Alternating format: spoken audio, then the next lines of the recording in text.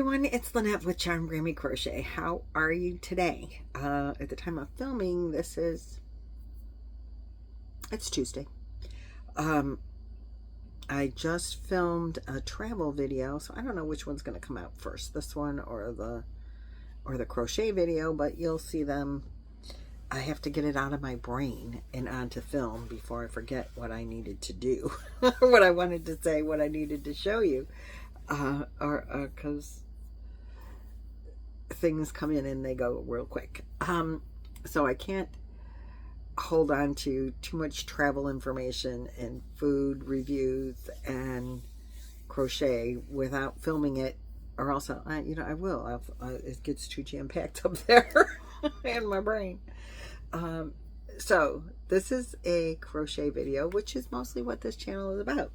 Is crochet, but since we retired, my husband and I, in January, we are traveling in our 28-foot camper, and so I have added travel videos, sightseeing things, for those of you that are interested in that. And then I had suggestions of adding food reviews to restaurants that we eat at, so I have done that as well.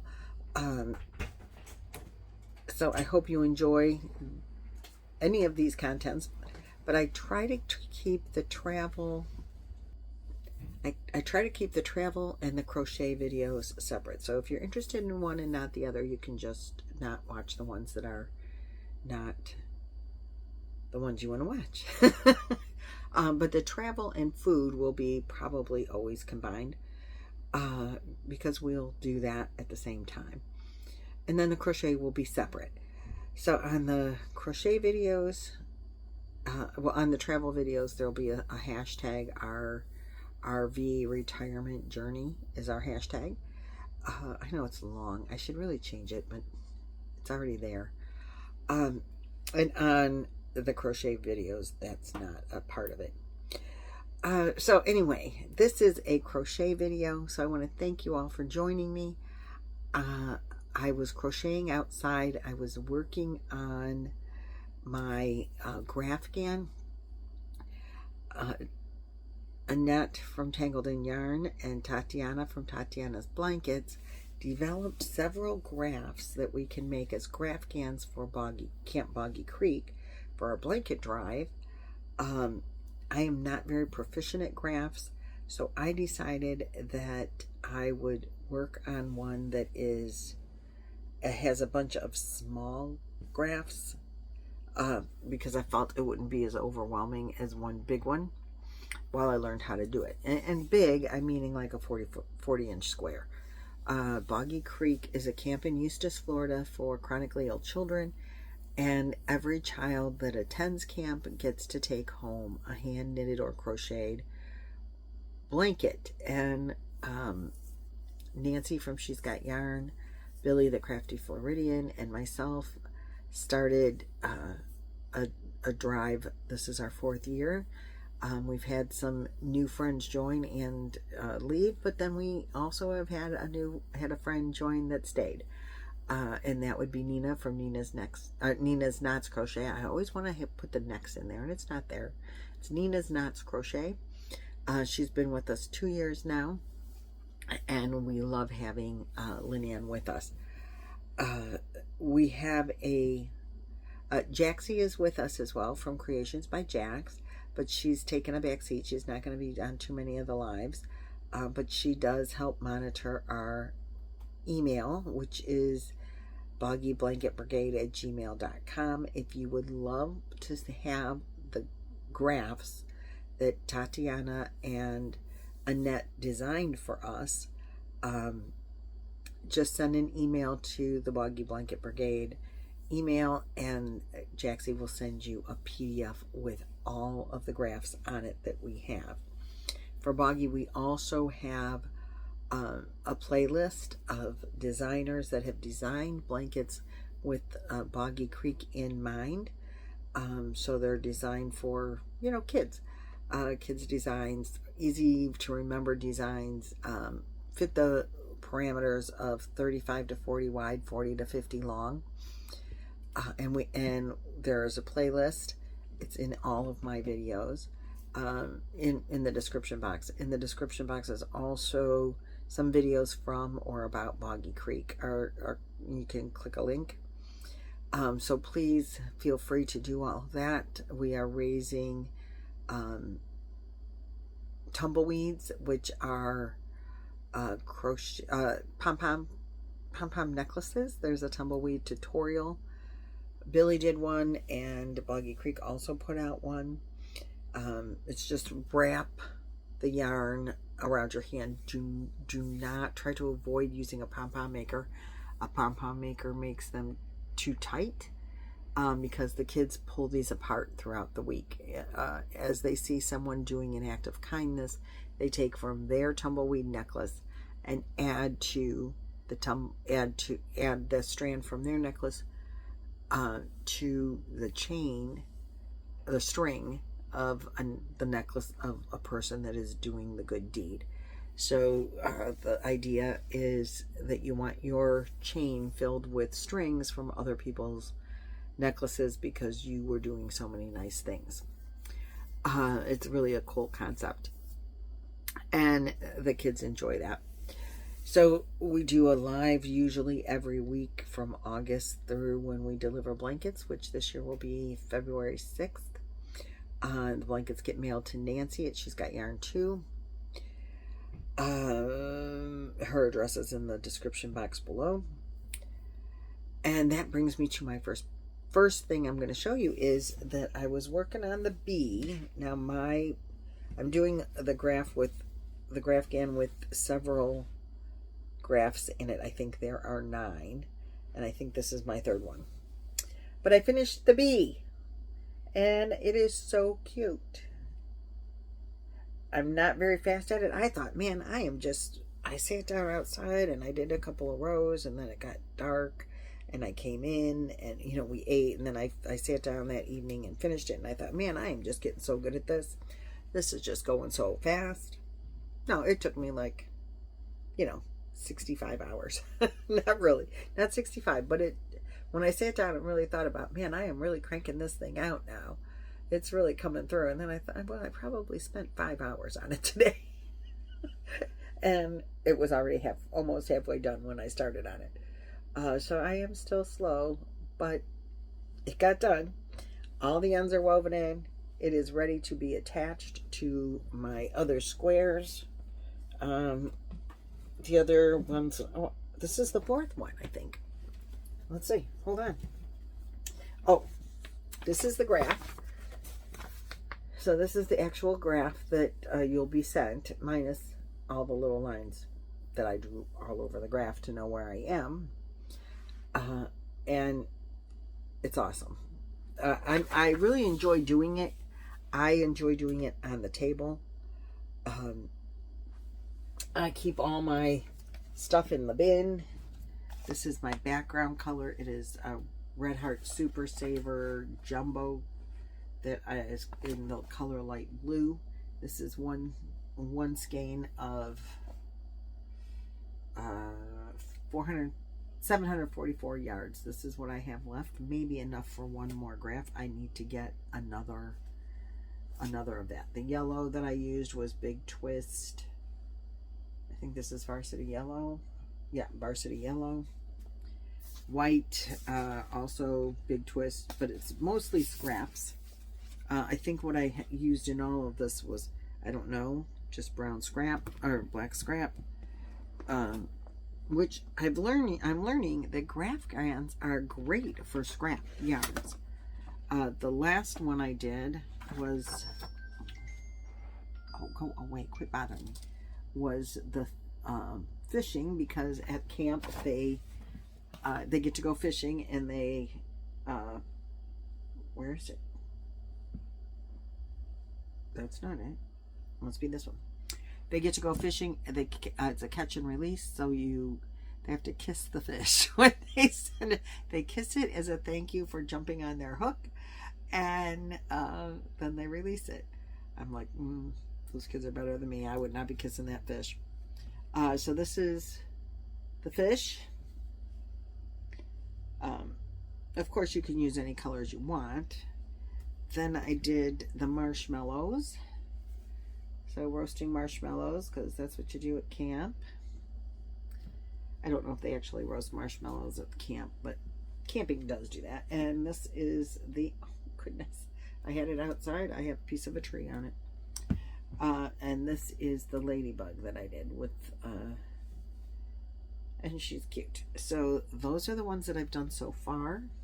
I don't know what one I'm going to do next, so I don't have it. I don't have that ready to show you. I'm just going to probably, if you saw the previous video of a while ago where I sorted through all of the yarns that I would need, and I gathered them up together and put them in, you know, in a, I got a mess here now, put all the yarns together that I would need for all the different graphs, and I sorted them out, so I just have to grab the graph and all the yarn is there already ready for me. Now the ones that I'm not going to use, I'm going to put back in my supply bag. Like this big one could go back in the supply bag, because I have a lot of balls and partial balls started of white. White is in most of them. So this I'm going to put away. This I'm going to put away and take out of my bin when I reorganize it. And the yellow. It doesn't go in all of them, but I have scrap balls of those colors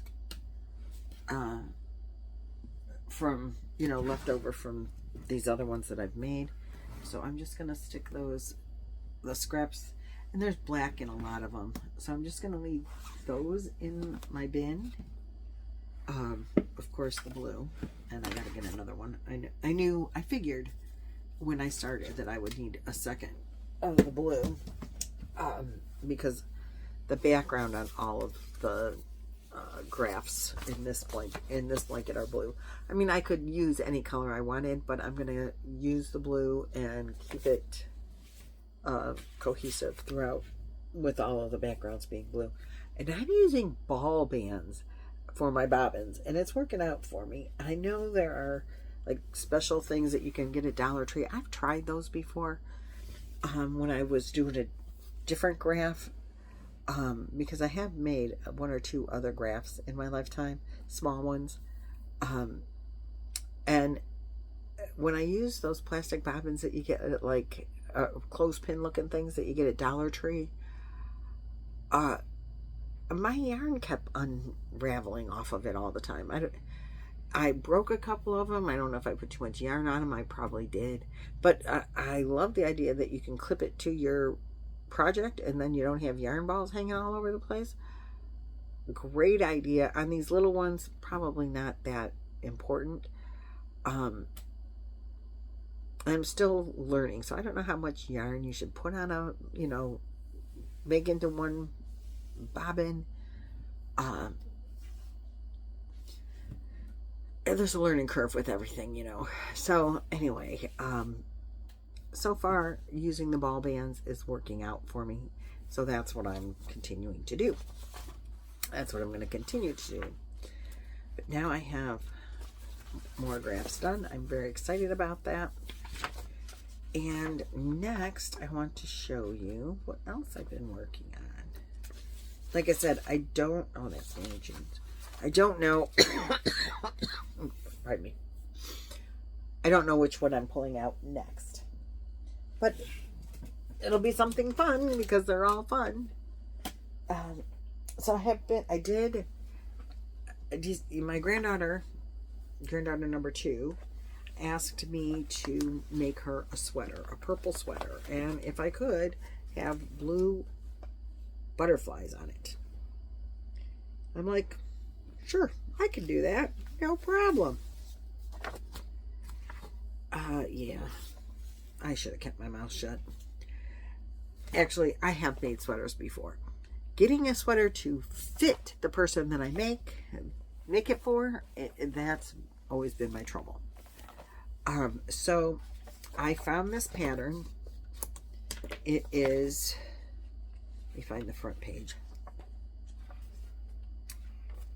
It is by Brianna K. that's the style gallery. Nope. Where's the front page? Come on. There it is. It is the Toasty Wheat Crochet Pullover. Can you see? And she does this cuff to cuff, meaning you start at this cuff and you work your way. There is a partial tutorial on YouTube. She gives the whole thing, I think, in an extra small or a small. There's a tutorial for the whole sweater, but not if you want to make larger than the one she's making. Then you have to physically, I don't want to lose my spot, there we go. Then you have to buy the pattern. So I have purchased the pattern. I've never made a sweater cuff to cuff, which is a whole new concept for me. I watched Billie's video last Friday because I told her I was making this sweater, and she's like, oh, that's really pretty. I'm going to make it too. So in Friday's video, the video she put up on Friday, Billie, the Crafty Floridian, is way further than I was. I was not done with the first sleeve, and she was like to here. I think she's getting ready to start. If you noticed in the you do this real textured area, and then you get the wheat stitch just in the front, just so many rows of the wheat stitch. And I think Billie's about ready to start putting her wheat stitch in, and I wasn't even done with the first, like I was to maybe. But it's going very slowly for me. Normally I don't think I crochet as slow as I've been crocheting lately. But I'm counting every single stitch, every single row. I want it to fit. I want it to be, so I wanted the sleeves to be the same size on both sides, which that I don't really have a problem with. But she gives you a stitch count, and every time I make a sweater that needs to fit somebody, there's only been like, I've made a few, and I made one for Chloe a couple of years ago, the first sweater I ever made, several years ago, and it fit her mother. I made one for myself, and it fit my cousin. God bless her. I made one for for Avery that fit her. I made just an actual pullover sweater. I made another one for Chloe, and it fit Ari and Avery differently, but it fit them both. And they have totally different body styles, but it was a crop sweater. It was one recently, and it looks really cute on both of them. But that was supposed to be for Chloe. I could have made it to fit Chloe better, but I ran out of yarn. So because it was crop and the little girls are littler, it fit them really, really well. Crop and baggy is what it was supposed to be. It more form-fitted Chloe, but it was shorter than what she wanted to be able to wear. She wanted to be able to wear it to work. It would need a whole nother couple of skeins of yarn that I did not have. The sleeves, I did them to be 3/4 length. She didn't like that. She wanted full. Completely fine. But there was nothing that I could do about it because I only had 3 skeins of yarn. And it was yarn I got at a garage sale, so I couldn't get more of it. So anyway, I want this sweater to fit, and I won't be there I can't, she's in Ohio, and I'm going to be everywhere between now and then. But I'm going to send it to her for Christmas. So I have to rely on, if you say this is a large size at the stitch count, it has to, it's going to fit her. I'm actually doing the extra large size so that if it's big, that's okay. I know in the picture it's more form-fitting.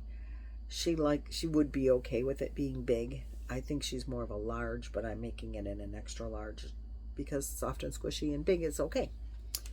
too small is just too small. So I prefer to go to the bigger size. So anyway, now I worked on it a couple of nights. I worked on it after I finished the graphgan, and I have the first sleeve done. First sleeve. Cuffs and sleeve. So now I go to the body, and I have no idea what happens next. I'm using a 6mm hook. I think I was more like, starts here. I think I was a little after this, maybe 2 rows after that when I showed it to you last time. So I've added about this much because Billie is way, way, way, way, way ahead of me. Is it perfect? No. Definitely 100% not perfect. You're doing a front post, front loop, back loop, front loop, back loop, and then next row, back loop, front loop.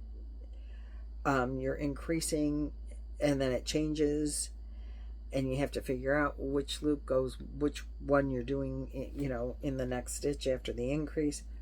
Is it perfect? Absolutely not. Could I tell you any one stitch that's off looking at it? Absolutely not. Brianna K might be able to. Billie might be able to. I certainly cannot tell you. Where it's, you know, I know I 100% would stake my life on the fact that not every stitch is where in the right loop that's supposed to be. Probably none of them are. God only knows. I do know that as it goes through the stitches, I have a front loop, back loop, front loop, back loop. 90% of the time. There's probably a couple of times that I didn't pay attention and put them like back loop, back loop. But there's so much texture in the stitches that looking at it, you know, someone really good would figure it out. Not me. I'm just winging it. I'm just going with it. As long as the stitch count is correct, I'm okay with it. Even if I have 2 front loops together or they're on top of each other, I can't tell. I am using Bernat Premium in the color Deep Purple, and I love this yarn. It is soft, it's squishy, glides well, it's perfect. I'm very, very happy with it. I had, I think, 4.5 skeins, just enough if everything goes well. I'm going to add little applique butterflies that I'm going to make in teal blue, a bright blue, and I have some variegated yarn that has blue and purple in it and other colors, but I have just some scrap of that, and the blue is also scrap, and I'm just going to sporadically add some little butterflies. I don't even think I'm going to crochet the whole thing down. I think I'm just going to crochet it down where the body goes. I haven't made any of the butterflies yet, but they're probably going to be like this big and just have a few, maybe even 1 or 2 on the arms, few blue butterflies throughout the front. I'm not going to put any on the back because she can't see that anyway. And my thought process is that I'll just make the little wings applique, and then the body will be what I stitch it on with. I'll just like surface embroidery or whatever, sew it on, just sew them on, and the body will become, does that make sense? The sewing the body will, so that the wings are loose. You'll see. It works out well in my head. I have finished 1 full skein. I don't need to keep that on there. I need that for my graphs. But I have finished 1 full skein. Oh gosh, I hope I have enough. Or she might have 2 different colors. I don't know. We might be doing it's half purple and it's half cream or something. I don't know. I technically I should have enough yarn, but it might be close. So that's project number 2 that I have worked on since we last chatted. And then I have worked on my Nana June. When I got done with those, I need to like watch the video and read the pattern and stuff to continue on with the sweater. And I have to pull out a different graph to continue with the graphgan. The luck of the draw I showed you, and it has to be Thursday before I get a new week on that one, so I can't show you that. Wands, Cal, I just need to set that aside for a minute. Only, I need to figure out which stitch I want to do next. And yes, I can repeat the stitches that are in there, but the stitch count still has to work out. I just have enough going on with these others right now that are more on a time frame, and that one is not. It's just whenever I get to it, whenever I feel like it. So I'm gonna move on to my Nana June Christmas blanket. This was a challenge by Miss Lady Hummingbird. When we do our lives on Wednesdays, everyone gets into it. They get into seeing the blankets that are being shown. And people throw out challenges here and there. Nana June was a subscriber, and she was very involved in making blankets for Boggy Creek. It was near and dear to her heart, like it is to mine, and she was always sending us lots of blankets. And she darn spam. She passed away this summer. So Juan the Yarn Addict created a blanket for Nana June in memory of her. And he designed it in purple because that was her favorite color. But I am using his pattern and taking up Lady Hummingbird's challenge. So we have a challenge to make Nana June blankets in any color, but Nana June blankets. And we then had a challenge from Miss Lady Hummingbird to make a Christmas blanket for the kids, because they frequently will do the cabins in themed colors. And Christmas is one of the themes that they do use. So I am using, first let me show you this, is my main color. I have this Big Twist Winter in the colorway. I thought the colorway was winter, but it's not. It's excuse me, called Trimming the Tree. I need to get a drink. Hold on just a second. Okay, sorry about that. When I left Nancy's house last year, she sent me home with, I think, 6 skeins of this Trimming the Tree color of the Big Twist Winter. And this was before we knew Big Joann's was going out of business. She might want her yarn back. It's a marled yarn. This is what it looks like crocheted up. Or actually, that's knitted, I think. But it's lots of greens and some red, and there is some cream in there. So I started with this, but I thought this whole marled variegated would be like kind of busy. So I decided that on part of the blanket there's crosses, and I would do those sections in just red and green. And these are actually scraps. They weren't full skeins.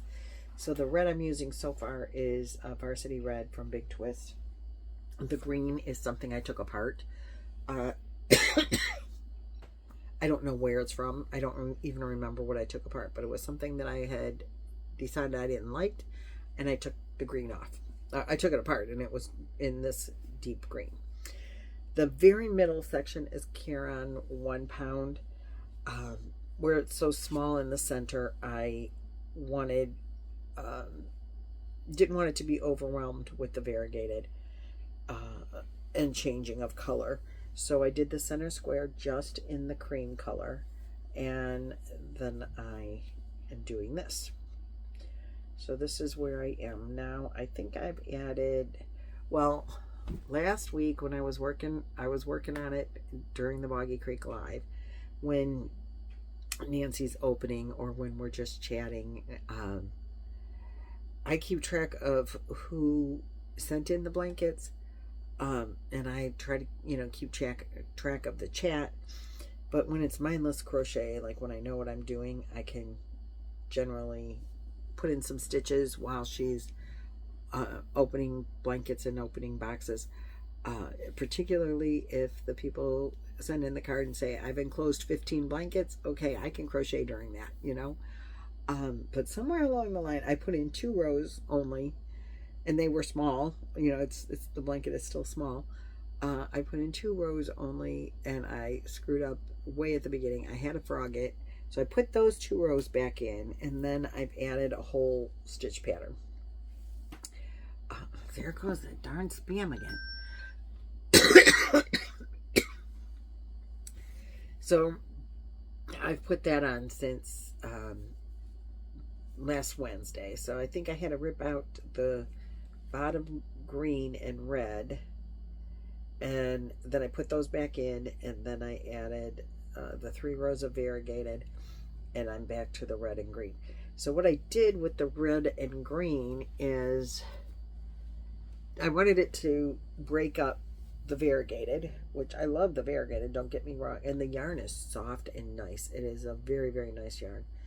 But again, I thought, like, it's so busy with it being marled and variegated that you would lose a lot of the stitch definition, and I really wanted to bring out the crosses.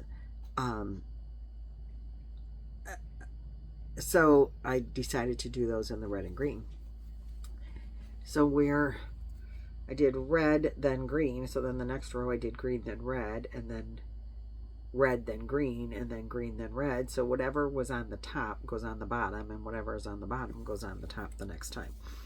So they kind of follow each other. If it was, so it was green here on top, so then green goes on the bottom. Red here on the top, so then red goes on the bottom the next row. So there is a little method to the madness there. I don't know if it makes it look any better or any worse if it was always green first or always red first, but I thought I would add that little detail to it, and I don't know if it matters, but this is what it's looking like. It is 40 inches is probably a whole nother stitch pattern, and you know, finish this pattern and maybe another set of rows will be big enough. 40 inches is about to my shoulder, maybe a little further. To get it to the right size, I am using my 6mm hook.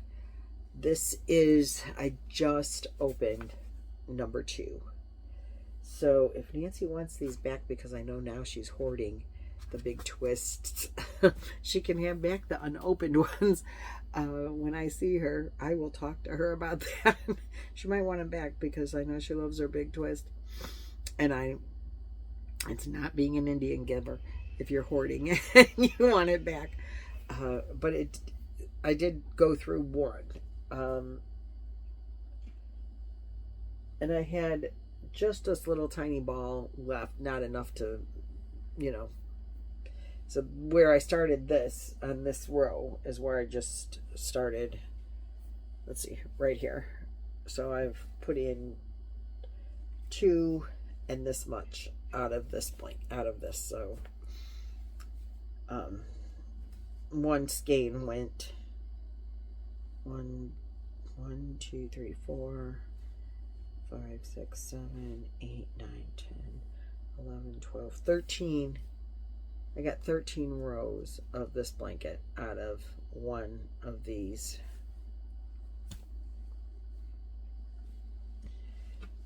One of those cakes.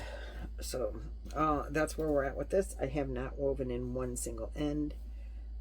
I have learned in my crochet journey that if I crochet in the ends, there's going to be a problem, like way back at the beginning, and then I have to fight with unweaving in ends. And so I have taught myself, even though I don't think I would ever frog it all the way back to the beginning, not with this, and not again. I mean, not at this point, but there have been many times that I have gone very far and had to frog back, and I had woven in ends, and I'm like, oh gosh, no. So I don't weave in ends until I'm done, just to make sure. Now it's like I'm jinxing it if I weave in the ends before I'm done, and I don't want to jinx it. I did that on my on the bee. I made a mistake, and I was in the wrong color in the wrong row. I don't know how that happened. I think it was the bee, and I had a frog back. And I was so grateful that I hadn't woven in the 9,000 ends that I had. And I don't mind really weaving in ends. It's a really good thing to do when you're really engrossed in a TV show or a video that you want to watch. Even a YouTube video that's like really good. You can just real mindlessly weave in. I like mindless things. And so you can mindlessly weave in. I'm all for it. What else? That's all I've worked on that I can, any progress to have to show you. I'll be excited to pick out the next graph. I think I have a compass. There's a caterpillar. There's a fire. It's lots of bright orange in there, I think. A campfire. So we'll I don't know, whichever one comes. I think I'm confident enough now that I don't have to say which one looks like it'll be the easiest to do next. I think I'm confident enough. Terribly sorry.